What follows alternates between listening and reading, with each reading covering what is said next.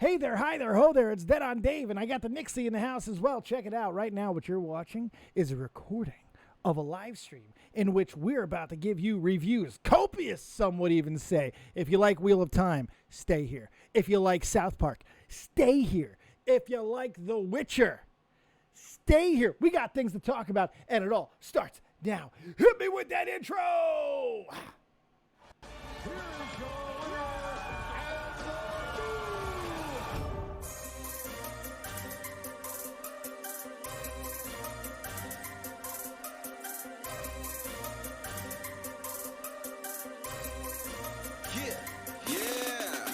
Might be my arrogance, but ain't nobody stopping me. That's how I go when you pay for them shows and you study that pimp biology.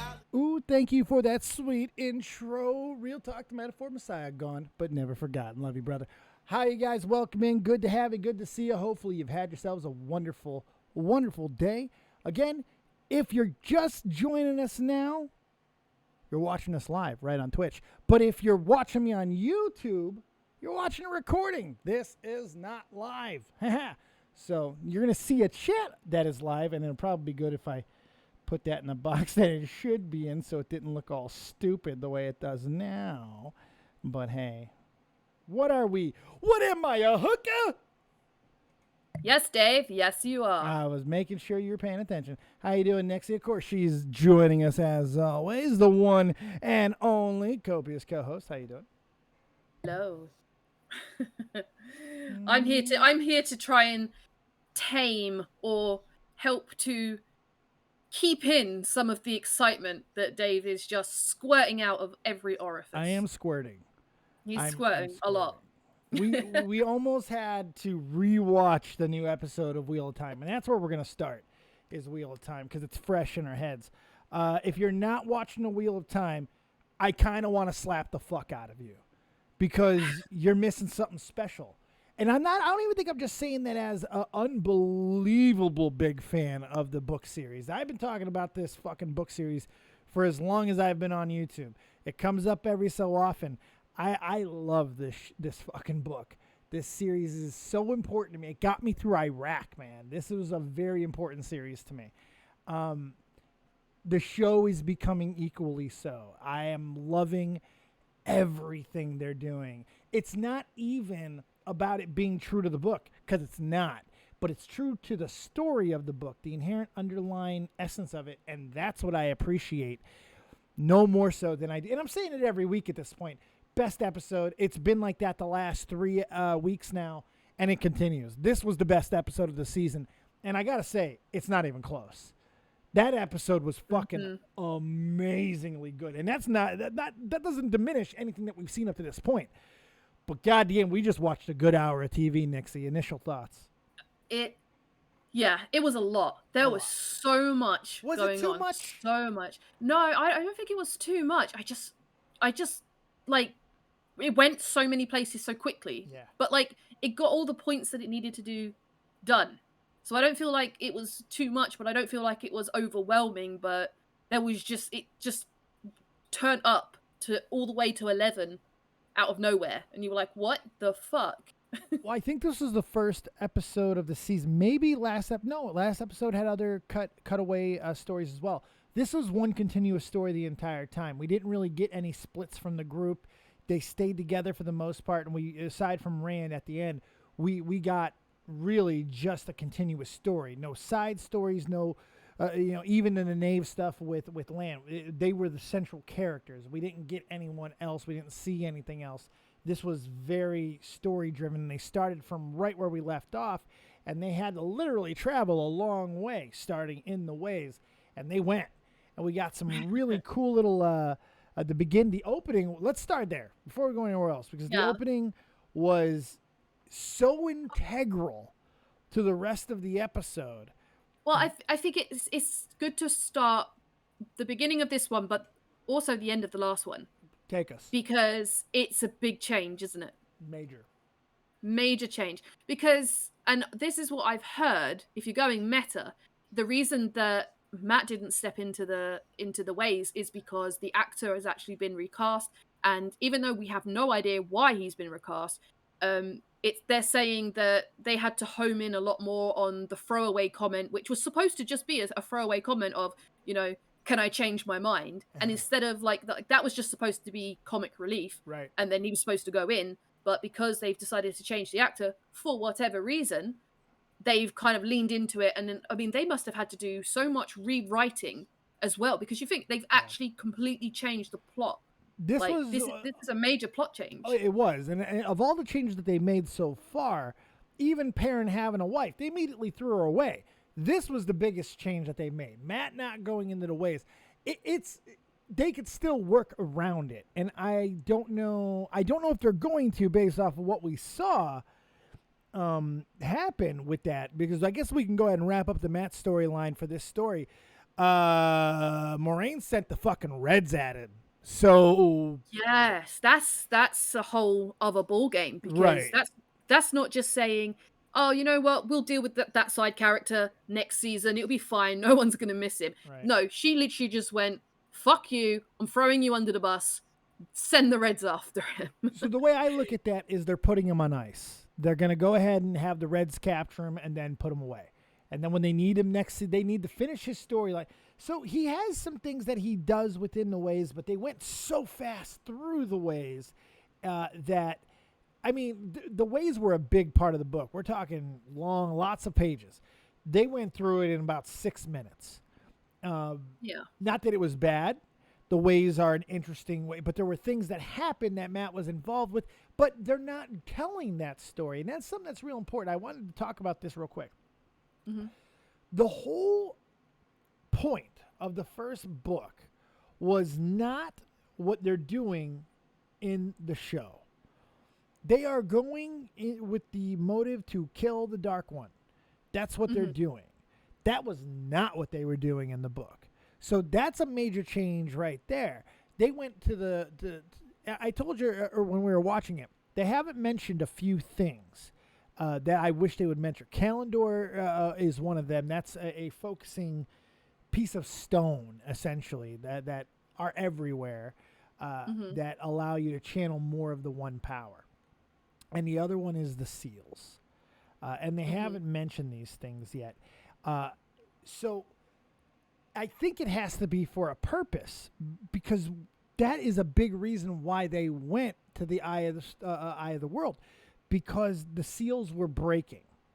And if all the seals break, there's like 6 or 8 of them. If they all break, the Dark One's released. So they go to the eye of the world with the intent of finding a very powerful calendar called the Horn of Valir. And it's awesome. Morty, it looks like Dave has just got a new subscriber on Twitch. Snaplord just subscribed. Happy birthday, Snappy, from yesterday. So the whole point of the show is different. So because of that, Matt is fairly easy to change his story, because he was important to acquiring the Horn of Valir. And since they might still find it, which would be very good for me. I would love that, but Matt, I just don't think it's a huge deal for him not to be a part of that portion of it, as long as they're able to reincorporate him into the story quickly. And having the Reds go after him is a way to do that. It just might not be very enjoyable for Matt. Well, I felt like the principle of his character, like in the first episode, you kind of get a feel for who the characters are going to be, what their role within the show or the story is going to be, and like you always get like the hero, then you get like the chicks, and then you get like, but then you get like the comic relief. And I always thought like Matt was supposed to be more on like the comic relief. He's going to be a bit of a cheeky lad. He's going to be like but then everything that they've thrown at him so far has just made him like the emo kid. Like, yeah. I didn't expect that. I kind of had him pegged as being the funny one, the one that's going to be easier to sort of let things like slide off water off the duck's back kind of thing. But he's very, very obsessive.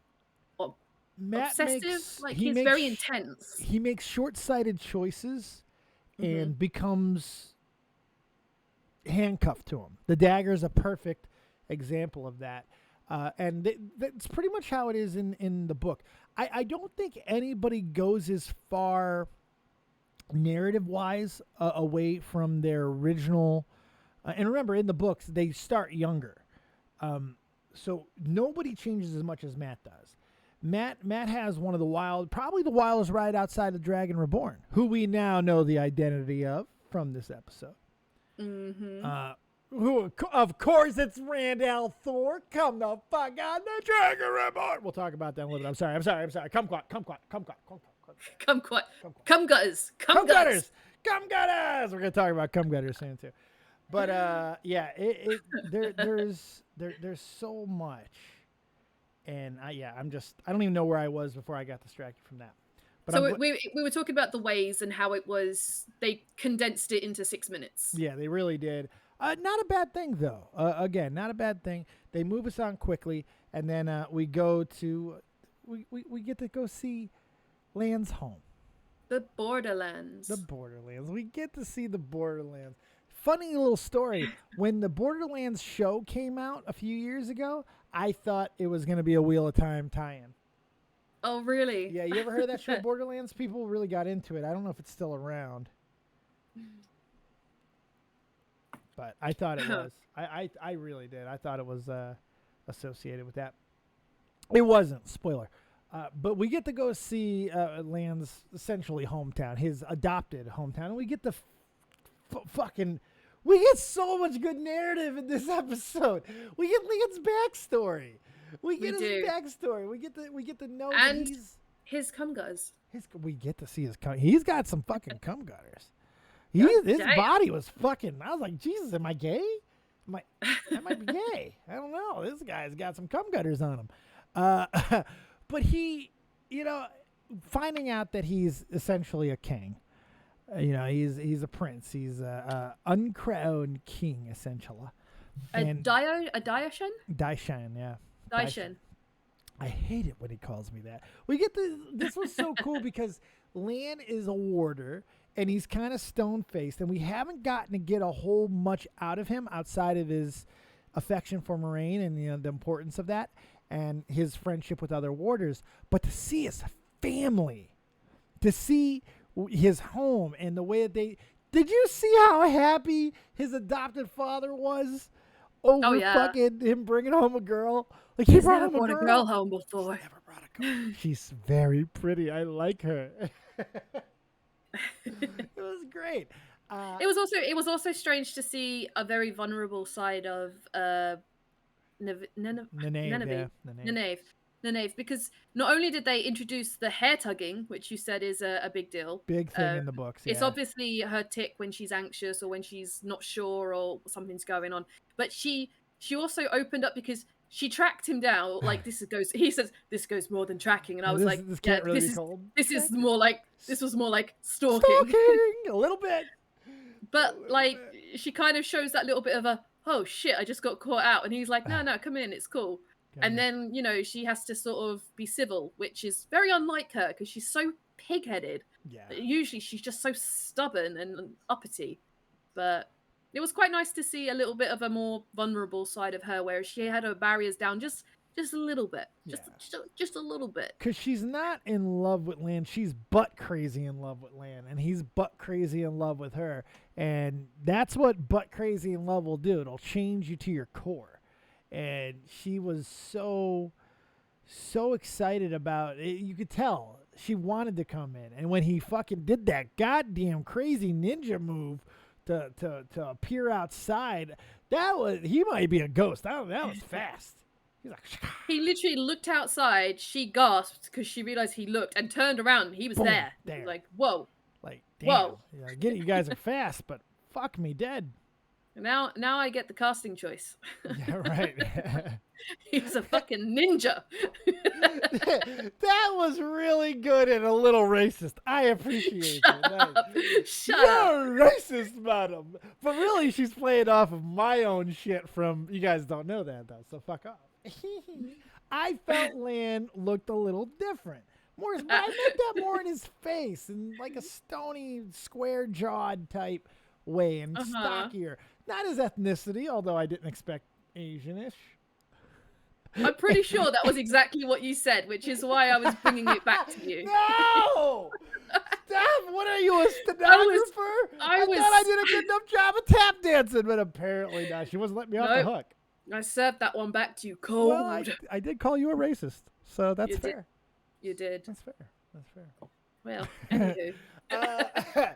So we got a major. We glossed over this because we got excited about Nene's love thing and cum gutters, of course.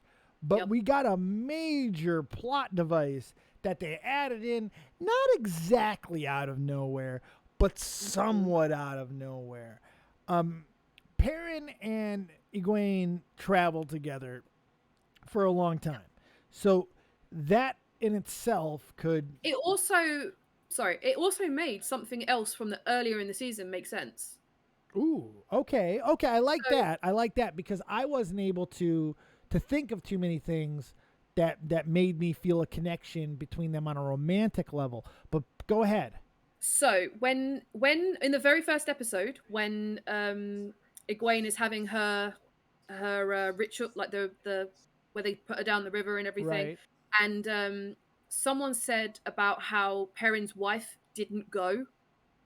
And he went to check, and then he went to check on her. And then Rand says today, "Oh yeah, isn't the day that you proposed to her the day that me and Egwene got together?" Yeah, so obviously they're now sort of playing with that and saying that maybe Perrin's wife was aware that she was a second choice, implying that he had always had these feelings sneaky. for her. That's good. For But one, I caught that's great writing. It's great writing. But that's an amazing catch. Because, like, he has no wife in the fucking book, so I had no point of reference with this woman. This was just... I always thought it was weird in the first episode that why did they make a point of saying, why didn't she go to the ceremony? Like, why did she choose to not go to the ceremony? I was like, I thought it was a throwaway line. I didn't even think about it because I just figured it was... Because, especially after they killed her. Because it felt like they were doing the... kill a wife plot device. It's just played out. I was like, okay, whatever. Everything else doesn't matter. But no, you're right, Nixie. And I'm going to give you mad credit for this because this gives the entire inclusion of the wife a great deal of importance. I mean, aside from her just being a plot device for Perrin, because it has thrown a love triangle that did not exist in the books. I want to make that real clear. Egwene ends up hoeing, but not the Perrin. That does not happen. The thing is that if you got to remember, all of these kind of books, all of these kind of like fantasy series and everything, they always get such a mad following, and there will always be people who will ship other characters and see things between other characters that other people don't see, and then they'll ship them. So this way is a way to keep maybe there was a big community who really did like they the want idea them of together, so they're kind of so appeasing kind of that. like, that's possible. You know what? Let's play with that. Give it to them. Let's give it to them. Like, why not? That's very possible. I also think it's possible that this is a young adult show, and they needed a really good love triangle, or at least an indication that there could be one, and they gave us that. Regardless of anything else, that moment where Nynaeve just for no fucking reason decided to be like, hey, guess what? Y'all some fucked up people, and I'm going to tell you. She did it for no reason. She just stuck her big fucking face in there and was like, I'm tired of watching you fight her. And then the way Rand responded, this was my favorite Rand episode for obvious reasons, but we got to see a lot of his personality here. And there's a lot to fucking unpack. So my big kumquat moment's coming because what I want to tell you, we haven't even started yet, but we're going to soon. But the entire, I want to wrap up this with the love triangle. What do you think of it, aside from everything else that we talked about? Do you think it was necessary to include this? And is it going to amount to anything? Do you think Perrin makes a play? I don't think he'll make a play. I think that the whole principle of his character, like very Game of Thronesy, but obviously not comparing it to Game of Thrones, but just like in the mentality of everything, is that everybody really, for Game of Thrones specifically, really rallied behind the idea of a wolf pack. And the idea of a wolf pack is the wolf pack protects its own, and I think that they're going to insinuate that he's confusing these strong emotions with the people around him as, I mean, bearing in mind when he was alone with Egwene, he was her only protector. He felt like even when he was around the people, the tinklers, like he felt unsafe with them, and they were like the safest people ever. Like he makes a big point saying, I don't trust these people, and but that's because he was so protective of her. Yeah, but then he's very distrusting anyway, because he's probably the most naive. Remember, he spent his entire life in a blacksmith forge. What does he know? Yeah. Far So less it's than kind of anyone like, else. I think that they'll play it out over time, that it's just his sense of protective nature that he's, and then when it's female, probably more so because, you know, men have this natural want to protect women. Well, he's also, like you said, the wolf thing is an important thing. The thing about Game of Thrones, and I'm gonna go back to Matt on this for a second because I wanted to bring it up then.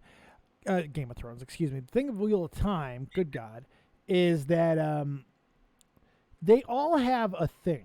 Like I've told you before, there's a lot of main characters in the books, and not in the way that you see a lot of television shows handle a lot of main characters.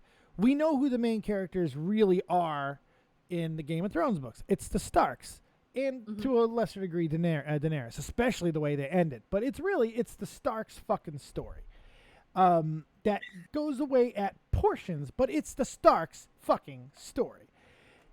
It's not that clear with Wheel of Time, because we know who the main antagonist or protagonist, I should say, the main person is, as far as now we have it confirmed in the book, in the show as well, that Rand al'Thor is the Dragon Reborn. But the importance of all the other characters are no less important than the Dragon Reborn, and the reason for that is they all have these. They're all, what's the word? They're all important people in the fabric. There's a word for them. Tuathon.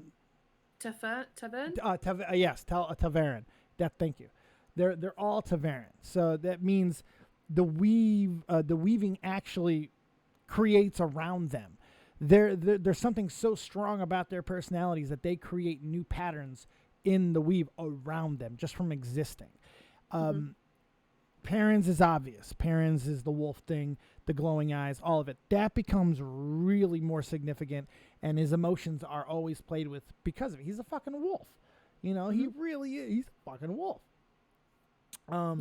The girls are a little easier because they're more in that girl variety, and you'll know what I mean by that a little bit more as we get into it. They have roles that they're just going to be because they're women, as far as Asadeh and all that type of shit. Yep. But the most fascinating one to me in the books is Matt, because Matt had, and I really hope that they incorporate this, and I hope that this recasting doesn't end what really is one of the most fascinating arcs that I've ever read. Matt becomes, everything's a gamble with Matt, and they've hit the gambling stuff, but I don't feel they hit it strong enough. They hit it so hard in the first episode, and they really haven't gone back to it since. And his gambling and his willingness to take risks, it's also why him not going through the fucking the portal irritated some people, because that's not really what Matt charges. Matt's not really a coward, and this was kind of a coward move, so I can kind of understand why people would be. But it's all random chance. He is and I explained this to you a little bit before, he's the D&D guy, essentially.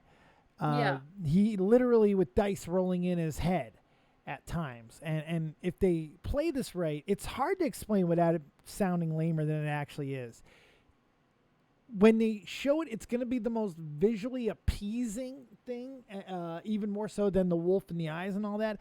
There's so much about Matt that is complicated, complex, and weird. And his whole gimmick with this chance and risk it to reward thing, it's so fucking hard to explain. But it is really, really, really interesting. And it's something I haven't seen in other books, so I really enjoyed it. Well, as far as I'm aware, they definitely haven't written the character out. They've just changed the actor that's going to be playing him. And I did point out the actor that's going to be playing with him when we watched The Witcher, which we're going to talk about in a little while. Which we will talk about in a little bit. a little but bit. sometimes when recasting happens, it could kill everything that the character has going on. If people don't like this new actor, they might just start writing less. You can tell the rest of the story without getting big in the mat, especially if you let the Reds kill him. I don't think they'd do that. I think that would definitely cause way too much uproar. They're gonna basically Dario him. And yeah, I mean everyone liked the second actor for him better than the first. Didn't. So. I like the first Dario. He was actually attractive. He went and became Francis. What can I say? Oh goodness gracious! Great balls of fire. Anyway, where did we get up to? Okay. So we skipped over something. Where we talked about them. Oh, Min. There we go. We skipped over the bar scene. Min. What Wait. I'm sorry. Before we go into this, when Min came on the screen, Dave screamed like a happy girl, like ah kind of scream. Like it was the girliest squeal I've ever heard. Yeah. Just to point that out. It was. I was gonna out myself. I'm glad you outed me before I could, but I was gonna out myself. Yeah. Why is it gotta be a little bitch scream? It wasn't a little bitch. I was excited. I was happy. And it's because Min is fucking awesome. And I think they showed some of her awesome. I got to be real careful here. This is where cum does come in. This is major because Min's is the key to a lot. And her visions are incredibly important. Min is a bartender in town that they go to. And Moraine wants to see her because she has the ability to read auras. Yes. Yeah. And they didn't use aura reading, but they showed her reading auras. That's what it looked like to me. But they explained it as reading the future, telling the future. She could see the future. But I think they did say. I think they did say aura because I think she said that it was unusual that the four of them were connected. Connected, right? But that was just their futures and stuff. Their possibilities. So. They go talk to this person, and she sees a lot of things, and she explains to Moraine what she saw. Moraine was hoping that she'd be able to just properly identify who the Dragon Reborn is and be done with this. Moraine was shook this episode, more so than we've seen her in the rest of the series, I would dare to say. For as elegant and beautiful as she looked the last two episodes, she looked as equally disheveled and just not that in this one. But it was equally as entrancing. It was fantastic because she was running out of time, and she does not want to kill these kids. She knows whoever's not the Dragon Reborn is going to die, and she doesn't want to do this to these kids. Mm-hmm. Yeah, you could tell that she has already grown some affection for them. One of them is going to be fucking her warder. Like this is she understands the severity of what's going on here, and she wants to save them from that if possible. She was desperate, and that's why she uses Min. And the reason why it takes desperation to use Min is because you noticed how she said to Rand, look me in the eyes and tell me this is what you want to know, because once we start, we don't stop. Yep. When she says that, she's on some real shit. She didn't say that to Moraine. Did you notice any evasiveness, even slight, in some of her answers? Yeah. Did you notice any of her reactions to anything? Min's complicated. Yeah, it's very. She's obviously had this gift for a very long time. Yeah, and she's had to deal with all this shit. So I think she's quite almost hardened by them to the point where she knows when people need to hear things and when they don't need it. Like she's not going to just tell you something that you want to hear because it's like she knows when there's the right time to tell someone. Right. She could have gone up to Rand in the middle of the when Moraine was asking. She could have gone over there and spoken to him, but she didn't. She knew he was going to come to her. Yeah. And she knew that it needed to happen that way because otherwise they might have all still gone through the portal. Right. Right. She whenever you are a reader, you have to play by a different set of rules. There's another reason for it that is part of that same rationale, but an extension of it. But I don't want to give anything away. Kumquat. Because the juiciest shit. I think the right way for us to handle this is for me to say, we're gonna would it be a right thing to say if we're gonna see her powers develop or shine more or become like a much bigger thing in the next few What I will seasons? say is her powers do not get any stronger. They're already unbelievably strong. Mm-hmm. Min knows everything, and she's an important player to a lot of people going forward, which complicates things even further for someone who already knows everything. Yep. I can't really say much more than that. Fuck, man, it's hard, and you're gonna understand it. It might take 2 or 3 seasons, but you're gonna understand. You're gonna be like, man, I understand why you had such a hard time with that. I want to tell you, so I want to tell everybody so bad, because they absolutely are going with book canon, and they confirmed it with me with one thing they did, and I want to tell you what it is. Like, I'm shaking right now. I want to tell you what it was. She saw something. And we don't, most people are not going to know what that thing is, but she saw something that changed everything for her, and she wasn't ready for it. And that's something that doesn't happen to men. I'm fucking excited. Right. Okay. So, okay. Now, Min did tell Rand something very, very, very important. What did you think of that? Because it ties back into the beginning of the episode. She told him about his Birth. backstory. She told him about, which, by the way, we didn't talk about that at the beginning. No, we didn't. We what skipped over the it. actual shit? How far apart are your contractions? Every 2 or 3 guys I kill. Right. That was Oh I don't think God. I've ever seen that before in movie or in television. I don't know if I've ever seen a pregnant woman mid-birth fight, let alone fight. But fuck motherfuckers up. Yeah.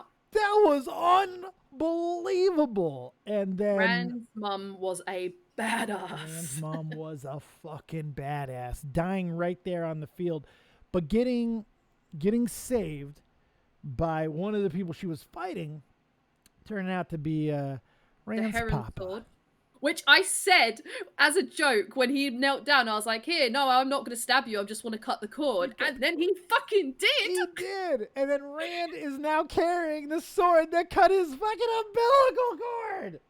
That's fucking crazy. So, But that was something that Min said. She said she saw Rand's dad in an alleyway, and she saw his future, which is what she saw him. Mm-hmm.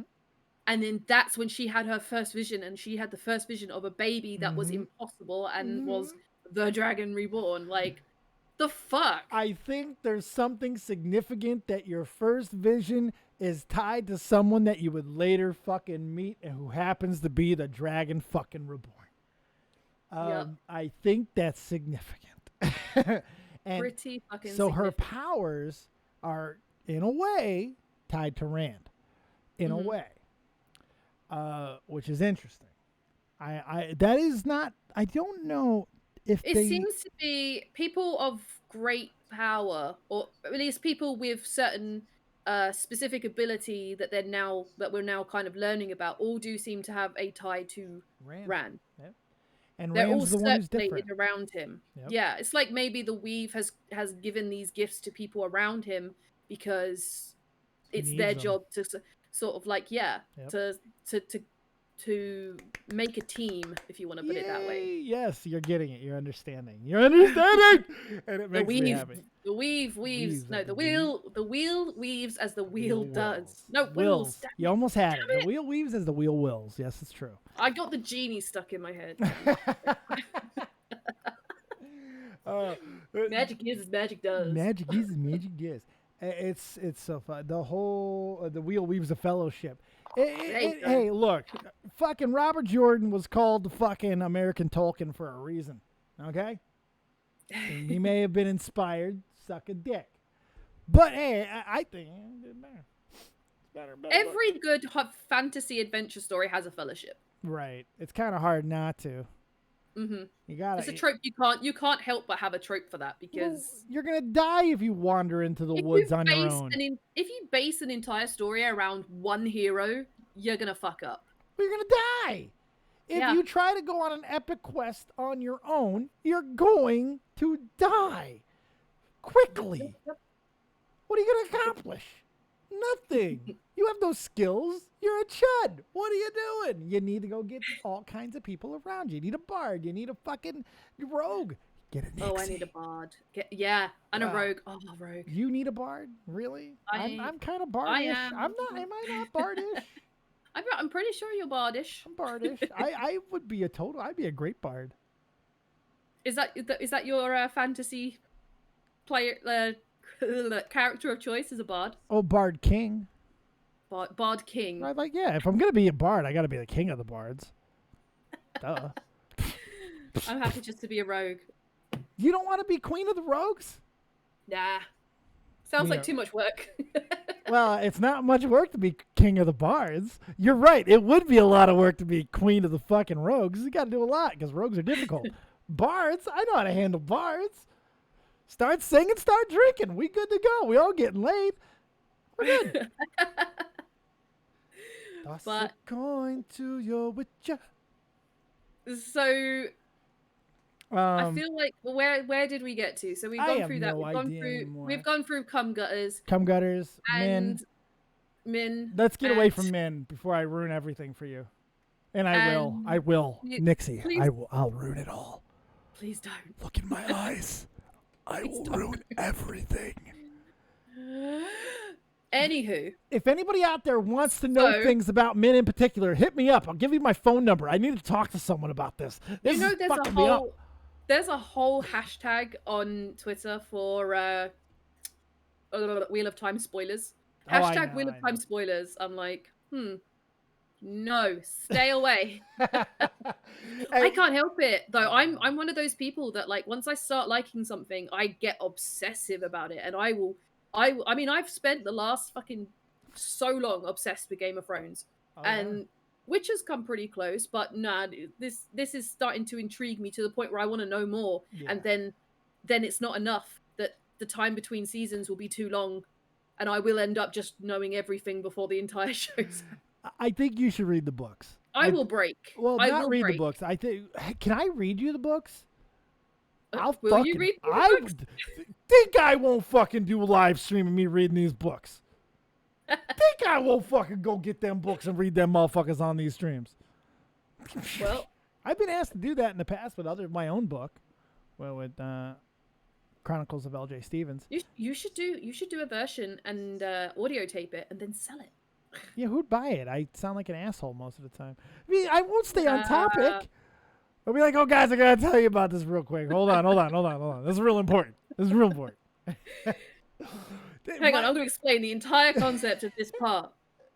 I tell you, the episodes are an hour long, but it takes us an hour and a half, maybe an hour and 45 minutes to watch one episode with Dave, because he wants to pause it every 5 seconds and talk about it. To be fair, you stop every so often, which gave me the insight that it was okay for me to do so more often.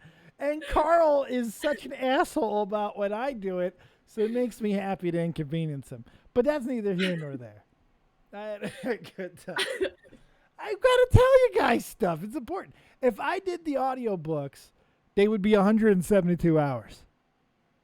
It'd be bad for everybody. They probably would anyway. I mean, it's a long series. Well, it is. Well, I don't know if Carl was meaning this the way he did, but it is actually already the longest audiobooks. They're like 27 fucking hours. I'm not even making that up. 27 hours seems small. No, like per book. Oh, Jesus. I was like, what? No. I'm talking like per book. There's like, books. I was like, oh, that's quite tame. Stupid. They're stupid long. I mean, like, they're dumb as fuck long. I can't remember the exact number, but I looked it up, and it even says it in the Wikipedia or the Google thing that it's like the longest or the second longest in audiobook form. Well, you'd be very happy to hear that my friend Simon is actually going to read the books. He said that he's already like getting them together to read them. Well, and they've re-released them. Me and him are very, very good at sitting and nitpicking and pulling bits out and everything. And then he determines what bits that I actually do want to know. He's very good at telling you're going to want to know what I want to tell you. Spoilers. What spoilers I should know and what spoilers I shouldn't know. Oh, you should know the spoilers that I want to tell you. You're going to want to know them, and you should. I want to know it all, but I want right now. You should let me tell you. No. You should totally. You should say, Dave, tell me. Dave, I need you to tell me about men. And I'll tell you, and I'll be happy to tell you. And then I'll regret it because I don't have the experience. You'll be so excited. You'll high-five me, and we'll all be happy. No, you're right. Stay the course. Stay strong. Come, Gutters. Stay the course. Come, Gutters. Come, Gutters. Okay, so basically that's the whole episode.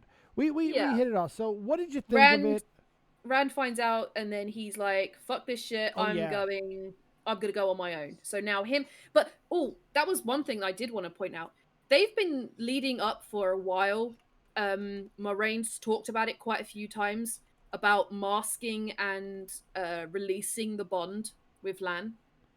Like, she said it in passing to her green Aes Sedai friend. She said, I read somewhere that you can actually release the bond. And she said, Lan's not going to die. Don't be silly. Don't release him, blah, blah, blah, blah. Then she masked it when she went to see her girlfriend, and he came in to see what she was doing. And then she did it again today. So is that... I do have to wonder, though, come Gutters, I don't want to know, but I do wonder if that's leading to a future where maybe Lan is no longer her warder. Like, do you want to know the answer to that? By the way, I was off on the audiobook thing. They are ridiculously long, but I was off on that. But regardless, what do you want to know? I don't want to know. Do you want to know anything in that? I'm giving a speculation that the way that they've led up to it, I do have to wonder if she's masked it or if she's released it. You're wondering if she's masked it or released the bond? There's got to be a difference, right, between masking it and releasing. They've already alluded to masking. They've already explained the masking. I'm wondering, do they feel the difference between whether or not it's being masked or whether or not it's just been... Here's what I'll tell you on that. She only read of something about releasing a bond. What I can tell you is it's never happened.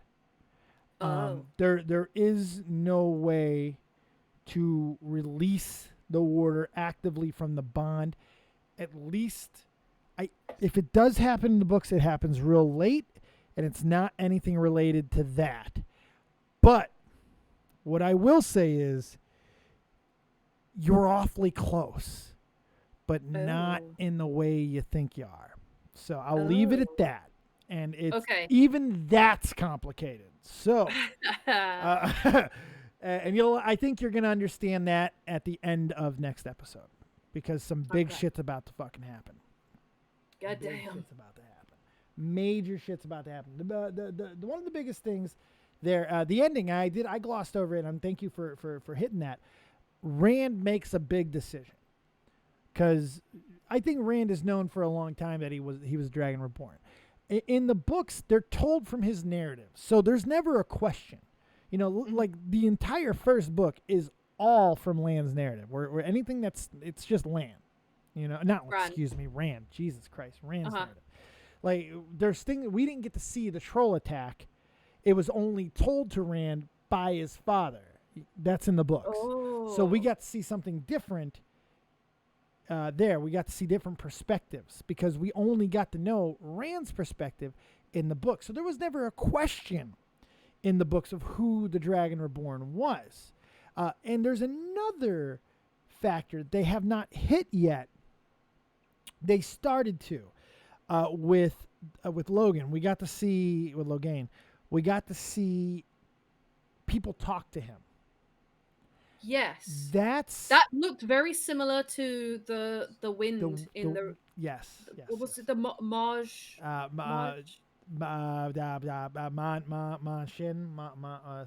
the Majin, or something like that. Something like that. That yes, for a reason. The dark side of the one power, the side that's tainted for the men, is tainted by all the Forsaken, all the Dark One's strongest allies, whatever. And one of the most prevailing is the voices in the head of the Dragon Reborn, and who specifically they're able to talk to. And for the Dragon Reborn in the books, there's a specific person that is constantly in Rand's head.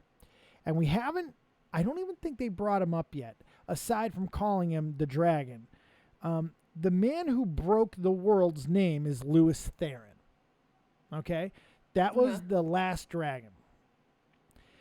And he is in the head of the Dragon Reborn. And that's not giving much away because it hasn't happened yet anyway. But you have seen the voices, so I'm not giving much away. When they start going down that road, it's going to be a quicker pace for Rand. But what they did today by him accepting it, because you remember what the voice said to him in the ways, you've always known. Yeah. He's always known. He's scared of it. He's acted like someone who is scared, who wants to protect. So when he, Rosamund Pike narrates the new audio edition of the first book, just under 33 hours. Holy shit. So you can literally have Moraine read the book to you. 33 fucking hours? See, shit, it was saying 10 was the average on the books when I just looked it up again. So they're going big on those. They're big books, man. And if you tell them right, too. And I would listen to her tell that. I kind of want to listen to her do that.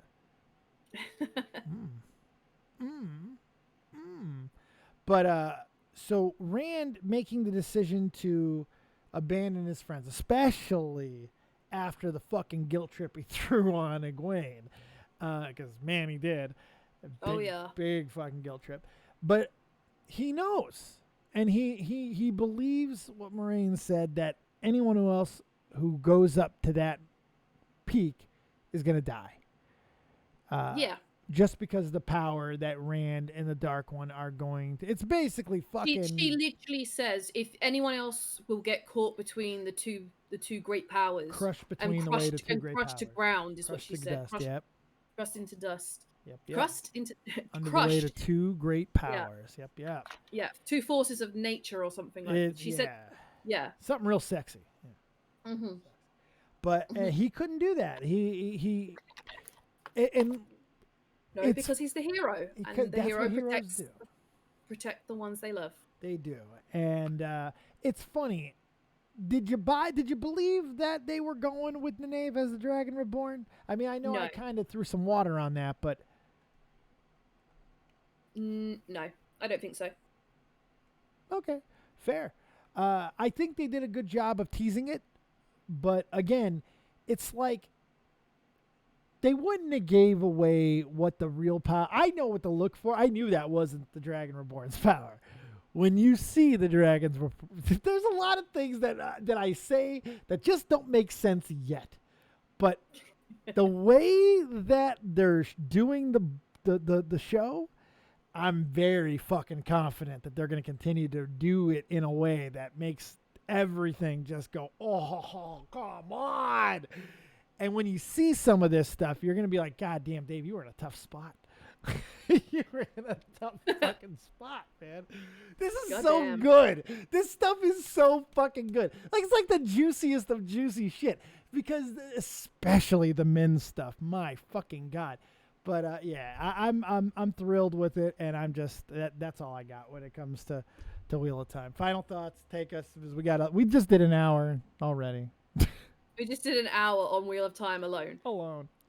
Yeah, I'm really fucking excited to see what happens in the next episode. It just feels like, to me, because you're not going to wrap a massive story like that up in one season. No. So it's whatever happens here is not going to be the end. It's going to be the beginning of something massive. Oh, yeah. So it's going to be very interesting. I mean, unfortunately, you can't just go with the flow and be taken by it entirely. You have to sort of logically go, it's a 15-book series. Yeah.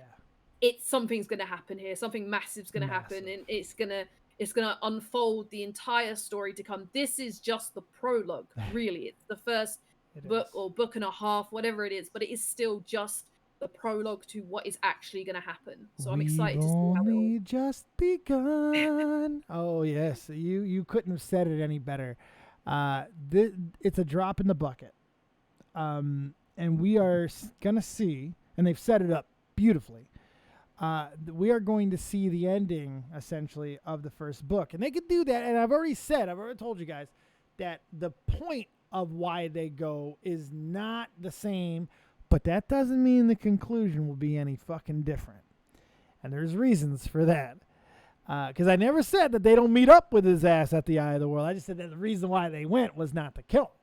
But that is the reason why they're going in the show. So a little bit more confrontational, I would say. And there will be confrontation. Knowing what's coming is the hardest thing. I feel like Min. I am Min. I'm Min. Situation.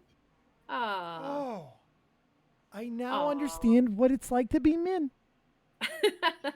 This just gave me better clarity for the books. Thank you.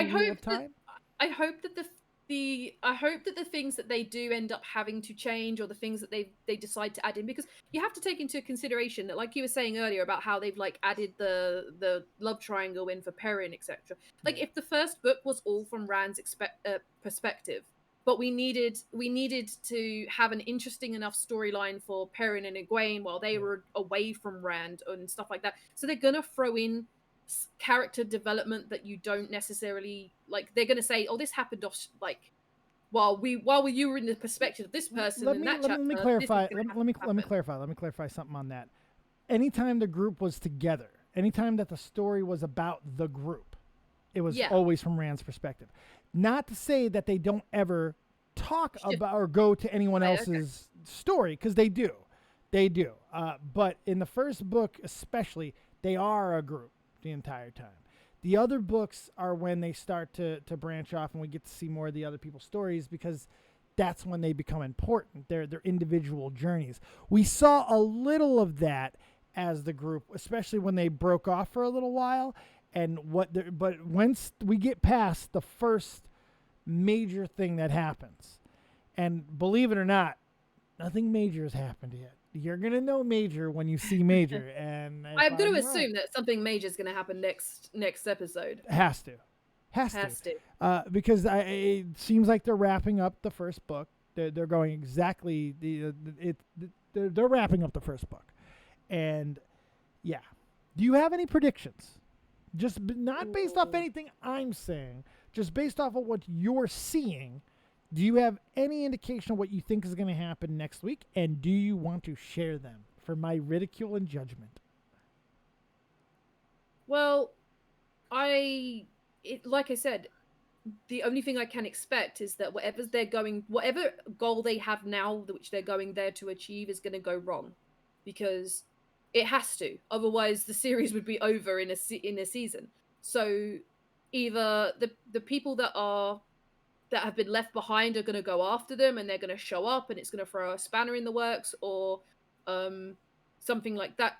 Like you've put the idea in my head now about something about seals, so maybe something we learn about them next week instead. And it's but it will always be left, because they're going to want us to be thirsting for more. It's going to be left on a cliffhanger, so something's going to go awry, but the real awryness is going to happen right at the end. So we're going to be left with a shit. What I need to know what's going to happen next. Like, what's going to happen? I think that's possible, but I'm going to use a recent fantasy example, and it's not necessarily meaning anything.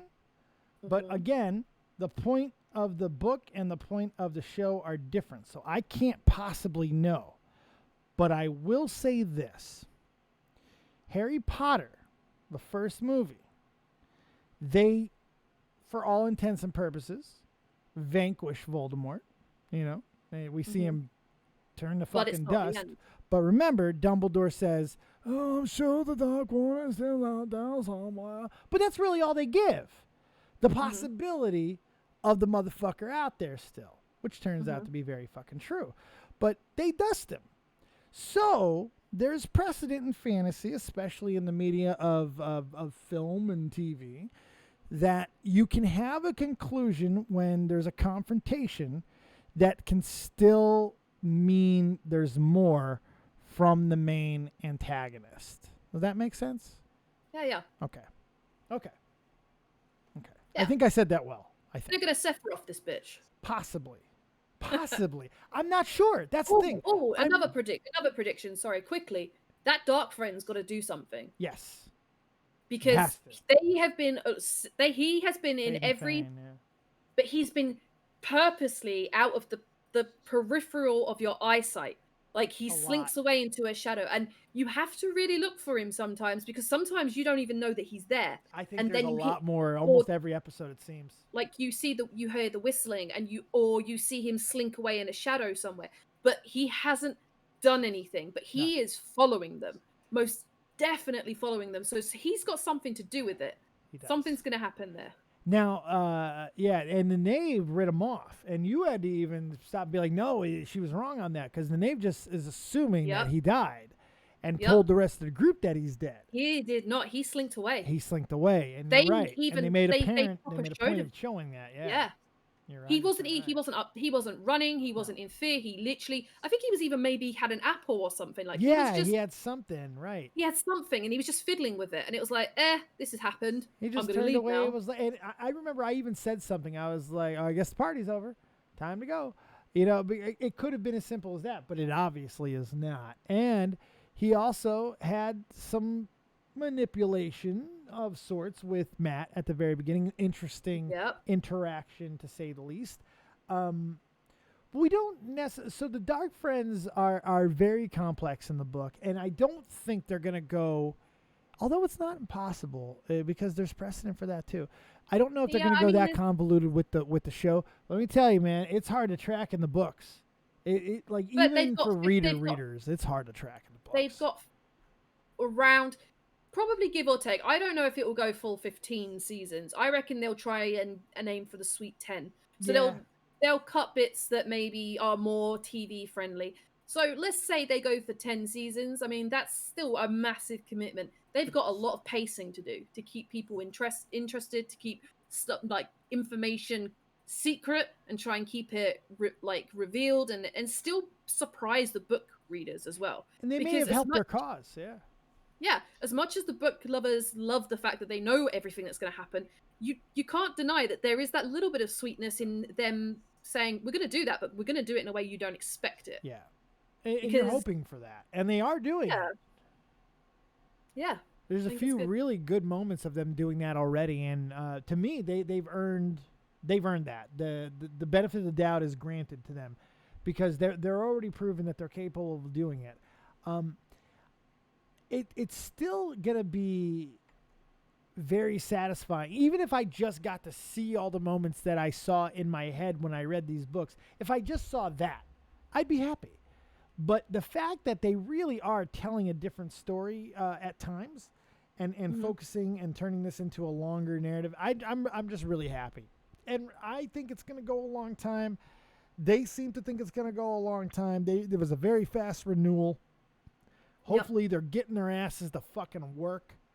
Let's fucking go. I don't want this year gap bullshit Game of Thrones, man. I can't deal with that. Don't fucking do this to me. You're Amazon. This is different. Don't fuck with me. And they don't really have the time either. They kind of have to start moving. You know, since they started them older, they got to start moving. They really, I think that's the plan. That's probably why they started them a little bit older, is because they will have to condense quite a lot. Yeah. There are sacrifices that will have to be made because I don't see 15 seasons being a thing, but 10 seasons, 8 seasons, 10 seasons, yeah, that's doable. Game of Thrones proved that's doable. Yeah. You just have to keep everything refreshed and relevant.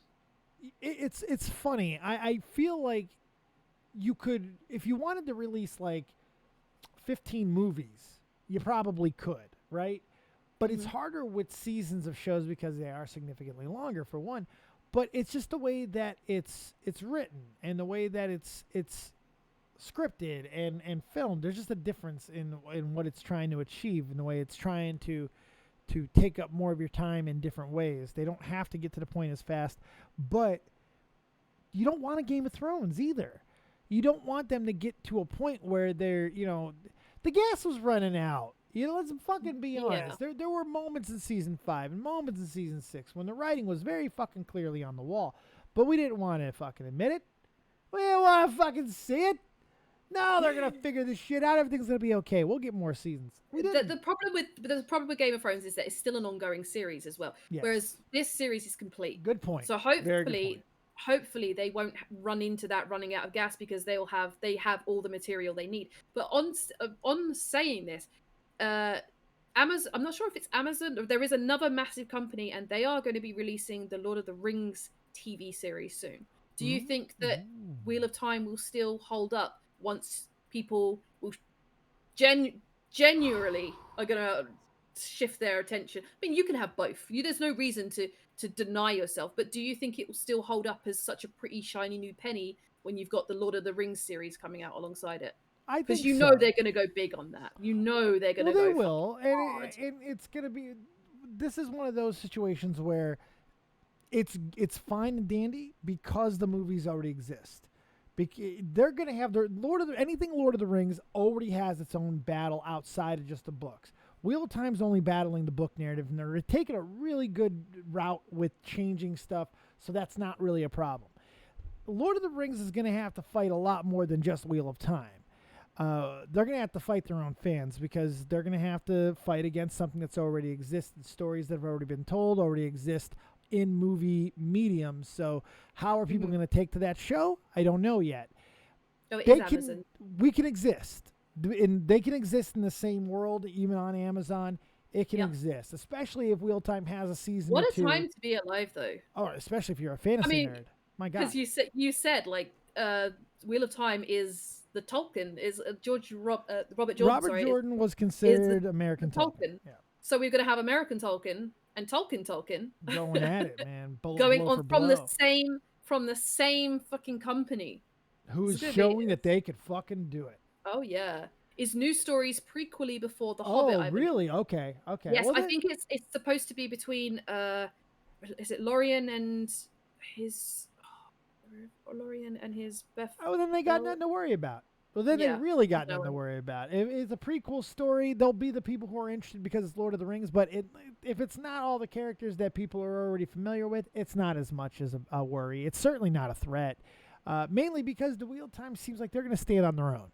So, to be fair, the only thing I can foresee is I could foresee the Lord of the Rings actually being in more danger of failing because I wonder if it will suffer the same problem that Star Wars has. Good point. Because the fans of Star Wars murdered the Star Wars series. Really they literally murdered it. Like the creators don't want anything to do with it. Yeah, they genuinely do not want anything. We did it with the prequels, and we did it again with the next set of sequels. I mean, it's happened a couple times. Yeah. So actually, probably Lord of the Rings actually has more of a concern of being torn apart from the inside. Yeah, because they got a battle. Wheel of Time, as you said, is only battling its book, which is people are so grateful to see on screen that it doesn't have anything else to compare itself to. I feel that my reaction, as over the top and as crazy and unhinged as it might seem, and girly, whatever. Fuck you. I have a dick. I think it's.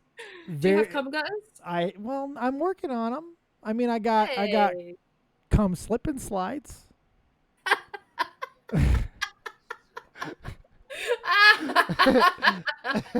It's like a water slide down here, boy. Just shoop. I got a little. Wait, do you just right in there, just right in there, right up in there. I have a good today. I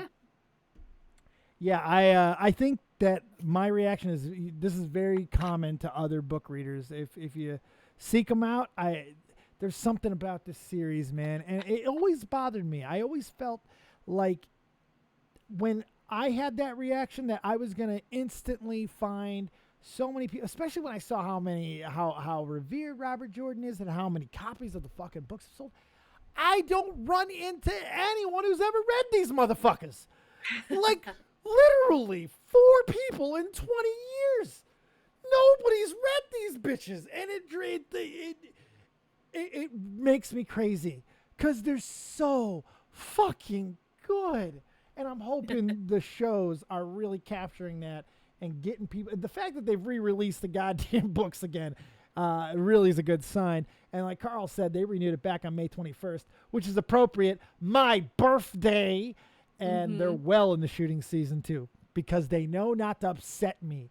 May 21st, kneel or be knelt. They know. It's all for you. It's all for you. It's all for me. That's right. The wheel weaves as Dave wills today. Oh, well, there you go.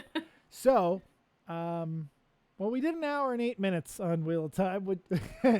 Jesus. If we do The Witcher, we can't do the season 1 of The Witcher right now. What are we gonna do? We're gonna do 5 minutes on it. What are we gonna? I liked it. All the episodes were great. We can't really do it South Park either. So I'm going to suggest we stop here, and then I'm gonna stop the recording at least when we'll figure all that out, and then let's decide what else we want to do. Okay. I'm glad because I really need to pee. Okay, go pee. I'll close, and we'll keep going when you get back. Thank you, guys. I appreciate you. Nixie appreciates you. She's going to pee. Hydro pumping for you. Yeah, she's already gone.